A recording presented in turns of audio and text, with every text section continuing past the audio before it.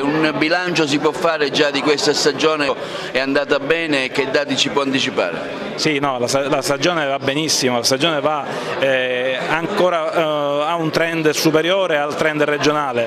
Noi abbiamo un più 25% di visite rispetto allo scorso anno, che già erano un più 15% rispetto all'anno precedente, che già erano un più 10% rispetto all'ulteriore anno, quindi abbiamo un incremento esponenziale che non è solo una congiuntura internazionale, è la voglia di Valle dei Templi che c'è in questo momento, la voglia internazionale della Valle dei Templi che ci viene richiesta un po' dappertutto. L'evento a Google ci dice anche questo. Una vivacità anche di spettacoli, di iniziative al Tempio di Giunone che ha attirato tanta gente nonostante la poca promozione che fate. No, la promozione è quella relativa all'evento in se stesso. Noi abbiamo da quest'anno sperimentato i servizi aggiuntivi che ci aiutano nella promozione degli eventi.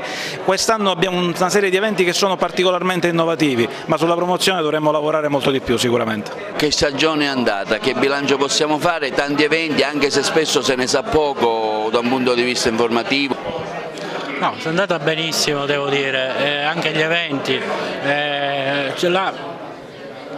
La dimensione, diciamo, del parco sta crescendo da tutti i punti di vista.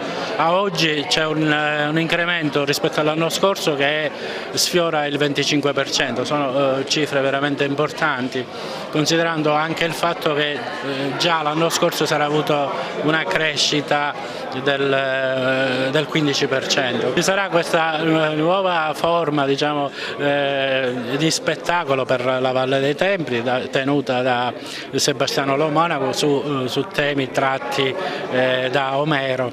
Anche preventivato la partecipazione alle fiere, cosa che da tempo la nostra città non era più presente. Sì, in una dimensione anche di relazione con l'assessorato regionale al turismo.